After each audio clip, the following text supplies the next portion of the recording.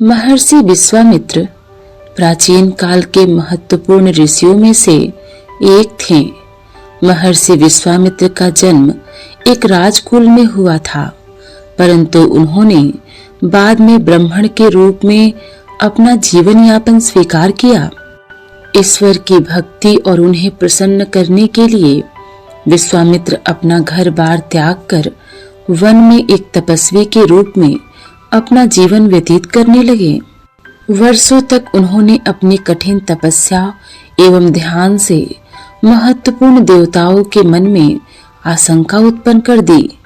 देवतागण अपने हित के उद्देश्य से महर्षि विश्वामित्र की तपस्या को भंग करने के लिए अनेक प्रयास करने लगे। जब महर्षि विश्वामित्र वन में कठोर तपस्या में लीन बैठे हुए थे, उनके चेहरे पर एक तेज और उनके शरीर में किसी भी तरह की हलचल नहीं हो रही थी। उनके आसपास जंगली जानवर घूम रहे थे, चिड़िया चहक रही थी, मगर महर्षि विश्वामित्र की तपस्या को भंग करने का साहस किसी के पास नहीं था। किसी ने महर्षि विश्वामित्र की तपस्या की सूचना देवताओं के राजा इंद्र को इंद्रलोक में जाकर दे दी। जब इंद्र ने खुद आकर ऋषि विश्वामित्र की तपस्या देखी, तो उन्हें विश्वामित्र की तपस्या को देखकर बहुत ही अधिक हैरानी हुई। देवेंद्र को हैरानी के साथ साथ एक ऐसा भय सताने लगा जिससे कि उनका अस्तित्व भी समाप्त हो सकता है। तब इंद्रदेव ने एक योजना बनाई। योजना थी ऋषि विश्वामित्र की तपस्या भंग करने की। इंद्र ने स्वर्ग की सबसे सुंदर अप्सरा मेनका को अपने पास बुलाया और उसे नारी शरीर धारण कर मृत्यु लोक में रहने का आदेश दिया। इंद्र ने अप्सरा से कहा कि वह पृथ्वी पर जाकर अपने सौंदर्य से विश्वामित्र को अपनी ओर आकर्षित करे। ऋषि को तपस्या में लीन देखकर अप्सरा सोचने लगी, मगर विश्वामित्र का तप भंग करना आसान कार्य नहीं था। मगर अप्सरा ने विश्वामित्र को अपनी ओर आकर्षित करने का हर संभव प्रयास किया। वह कभी मौका पाकर ऋषि विश्वामित्र की आंखों का केंद्र बनती, तो कभी कामुकता पूर्वक होकर अपने वस्त्रों को हवा के साथ उड़ने देती। स्वर्ग की अप्सरा मेनका के निरंतर प्रयासों से ऋषि के शरीर में धीरे धीरे बदलाव आने लगा और ऋषि अपनी तपस्या को भूलकर उठ खड़े हुए।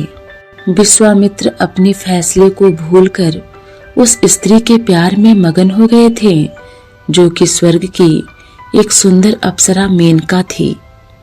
सच को जाने बिना ऋषि उस अप्सरा मेनका रूपी स्त्री में अपनी अर्धांगिनी देखने लगे थे। ऋषि की तपस्या तो टूट चुकी थी, फिर भी अप्सरा स्वर्गलोक नहीं लौटी और अपना समय ऋषि के साथ बिताने लगी और उनके बीच काम संबंध स्थापित हुआ। ऋषि विश्वामित्र के साथ रहते हुए मेनका के दिमाग में प्यार के साथ एक चिंता चल रही थी। वह चिंता थी कि उसकी अनुपस्थिति में इंद्रलोक में बाकी अप्सराएं आनंद उठा रही होंगी। दिन बीतते गए और एक दिन अप्सरा मेनका ने ऋषि की एक संतान को जन्म दिया। वह एक कन्या थी, जिसे जन्म देने के कुछ समय के बाद ही एक रात अप्सरा ऋषि और संतान को छोड़कर उड़कर वापस इंद्रलोक चली गई। विश्वामित्र को जब पता चला कि यह ध्यान भंग करने के लिए एक षड्यंत्र था, तो वे अत्यंत क्रोधित हुए, परंतु बहुत देर हो चुकी थी। मेनका ने एक चुलबुली पुत्री को जन्म दिया था, जो शकुंतला के नाम से जानी गई। अपना कार्य पूरा होने के पश्चात मेनका तो देवलोक लौट गई, परंतु अपनी पुत्री को महर्षि विश्वामित्र के पास छोड़ गई थी। इधर ऋषि विश्वामित्र ने भी उस बालिका की जिम्मेदारी स्वीकार नहीं की और पुनः अपने ध्यान तपस्या के लिए चले गए। बालिका का पालन पोषण आश्रम में होने लगा, शकुंतला आश्रम में रहकर हिरण व खरगोश को अपना मित्र बनाकर पलने बढ़ने लगी। धीरे धीरे शकुंतला का विकास होता गया और बड़ी होकर वह एक अपूर्व सुंदरी के रूप में नजर आई। एक बार संयोग से राजा दुष्यंत शिकार के लिए जंगल में आए और एक जंगली सुअर का पीछा करते करते वे शकुंतला की कुटिया तक आ गए। राजा की नजर एक बहुत ही सुंदर हिरण पर पड़ी। राजा ने तुरंत ही तीर निकाली और उस हिरण को अपना निशाना बना दिया। हिरण को तीर लगी और वह कुटिया के पास क्रंदन करता हुआ जमीन पर गिर गया। जब शकुंतला ने हिरण की आवाज सुनी तो दौड़कर उसके पास आई और हर संभव उपचार करने लगी। इस प्रकार अपने प्रिय पशु पर शकुंतला का प्रेम देखकर राजा दुष्यंत को आत्मग्लानि हुआ और उसने शकुंतला से क्षमा याचना मांगी। शकुंतला ने राजा दुष्यंत को क्षमा तो कर दिया, किंतु उनके सामने एक शर्त रखी कि वह आश्रम में ही रहकर उस घायल हिरण की देखरेख करें और उसे स्वस्थ करें। राजा दुष्यंत ने यह शर्त सहर्ष स्वीकार कर लिया। आश्रम के निर्मल, शांत और सुरम्य वातावरण में रहकर दुष्यंत का मन शकुंतला के प्रेम में आसक्त हो गया। अंततः दुष्यंत ने शकुंतला के समक्ष विवाह का प्रस्ताव रखा और फिर वरिष्ठ जनों की सहमति से शकुंतला और दुष्यंत का विवाह संपन्न हुआ और वे विवाह के बंधन में बंध गए। दोनों की जिंदगी हंसी खुशी चल रही थी। इसके कुछ समय बाद दुष्यंत को यह सूचना मिली कि राज्य में अव्यवस्था की स्थिति पैदा हो गई है और उनकी उपस्थिति बहुत ही जरूरी है। अतः विवश होकर दुष्यंत को अपने राज्य वापस लौटना पड़ा। वापस लौटते समय उन्होंने शकुंतला को वचन दिया कि वह जल्द ही वापस आएंगे और शकुंतला को अपने साथ ले जाएंगे। विदा लेने से पूर्व दुष्यंत ने स्मृति की निशानी के रूप में अपनी अंगूठी शकुंतला को भेंट की कि तब तक वह अपने पति की याद में उस अंगूठी को निहारे। शकुंतला घंटों बैठकर उस अंगूठी को निहारती रहती और अपने पति व भविष्य को याद करती रहती। एक दिन एक सिद्ध पुरुष का आगमन हुआ जो क्रोधी स्वभाव के थे। उस समय शकुंतला आश्रम की सीढ़ियों में बैठी हुई अंगूठी को देखते हुए ख्यालों में खोई हुई थी। वह योगी थोड़ी देर तक ऐसे ही खड़ा रहा, परंतु अपनी ही धुन में खोई हुई शकुंतला को इसका आभास नहीं हुआ। योगी क्रोध से तिलमिला उठे और शकुंतला को श्राप दे दिया कि दरवाजे पर एक योगी आया हुआ है, इसका भी तुम्हें आभास नहीं है।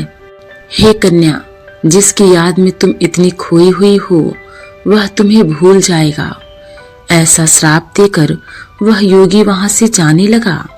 शकुंतला फिर भी इस बात से अनजान थी। सौभाग्य से उसकी एक सहेली ने यह बात सुन ली और उस योगी से क्षमा याचना मांगी और शकुंतला की पूरी वास्तविकता सुना दी। तब योगी ने चिंतन कर कहा कि श्राप का अभिशाप होते हुए भी अगर शकुंतला के प्रियतम यानी कि राजा दुष्यंत को स्मृति अंगूठी दिखाई जाए तो वह शकुंतला को पहचान लेगा।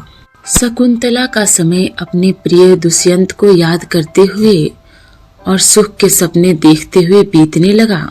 उन दिनों शकुंतला को यह जानकर बहुत ही आह्लाद हुआ कि वह गर्भवती है। दिन बीते, महीने बीते, वह साल बीते, परंतु शकुंतला को केवल निराशा ही हाथ लगी और दुष्यंत का किया हुआ वादा अपूर्ण ही रहा। अंततः शकुंतला की धैर्य की सीमा समाप्त हो गई। उसने आगे प्रतीक्षा न करके राजा दुष्यंत के पास जाना ही उचित समझा। शकुंतला अपने गुरु, साथी और अपने पालक पिता को साथ लेकर राजा दुष्यंत के महल की ओर प्रस्थान करने लगी। महल के रास्ते में एक नदी पड़ता था। सो नदी को पार करने के लिए एक नाव किराए पर ले लिया गया। नाव से नदी को पार करते समय नाव के हिलने से शकुंतला के हाथ से वह अंगूठी छूटकर गिर गई, जिसके सहारे शकुंतला राजा दुष्यंत के पास जा रही थी। महल पहुंचकर जब शकुंतला ने राजा दुष्यंत से बात की, परंतु श्राप के प्रभाव से दुष्यंत ने शकुंतला को पहचानने से इनकार कर दिया। दुष्यंत की ऐसी बातें सुनकर और पहचानने से इनकार करने पर शकुंतला स्तब्ध रह गई और सिहर उठी। राजा दुष्यंत के महल से अपमानित होकर निकाले जाने से शकुंतला ने उस स्थान का परित्याग कर दिया। लज्जावश उसने एक निर्जन स्थान पर अकेले रहने का निश्चय किया, जहां शकुंतला ने एक प्यारे बालक को जन्म दिया, जिसका नाम भरत था। बालक भरत अपनी माता के साथ रहते हुए पलने बढ़ने लगा। उस निर्जन स्थान पर शेर, हाथी, चीते भरत के मित्र थे। उस बहादुर बालक के लिए हिंसक पशु शेर आदि का दांत गिनना एक खेल था। एक दिन राजा दुष्यंत के महल में एक मछुआरा पहुंचा, जिसके पास एक अंगूठी थी, जो दुष्यंत ने निशानी के तौर पे शकुंतला को दी थी। मछुआरे को वह अंगूठी एक बड़े से मछली के पेट में मिली थी। चूंकि उस अंगूठी में राजकीय घराने की मुहर थी, इसलिए मछुआरा उसे सीधे राजा के पास ले आया। उस अंगूठी को देखते ही राजा दुष्यंत को शकुंतला की स्मृति हुई। वह तुरंत शकुंतला को लेने आश्रम की ओर प्रस्थान कर गए। जब राजा दुष्यंत आश्रम पहुंचे तो यह जानकर उन्हें घोर निराशा हुई कि शकुंतला आश्रम को छोड़ चुकी थी। फिर कुछ वर्षों बाद जब राजा दुष्यंत शिकार के लिए जंगल गए, तब यह दृश्य देखकर आश्चर्यचकित रह गए कि एक बालक शेर का मुंह खोलकर उसका दांत गिन रहा है। राजा दुष्यंत ने जानना चाहा कि इतना बहादुर बालक यह किसका पुत्र है, और घोड़े से नीचे उतरकर उस बालक से उसका नाम और उसके बारे में पूछा। बालक ने कहा कि वह इस साम्राज्य के शासक राजा दुष्यंत का पुत्र है। राजा दुष्यंत आश्चर्यचकित हुए। ठीक उसी समय शकुंतला अपने बेटे को पुकारती हुई कुटिया से बाहर निकली। राजा दुष्यंत की नजर शकुंतला पर पड़ी। राजा की खुशी की कोई सीमा न रही। उनकी आंखों से आंसू बहने लगे। अपने परिवार को वापस पाकर राजा दुष्यंत ने उन्हें गले से लगा लिया। वह बहादुर बालक ही बड़ा होने पर शक्ति, साहस व करुणा का प्रतीक बना और उसके नाम से ही उसके राज्य का नाम भारतवर्ष पड़ा। यह कहानी यह स्पष्ट करती है कि प्राचीन काल में प्रेम का असीम साम्राज्य था।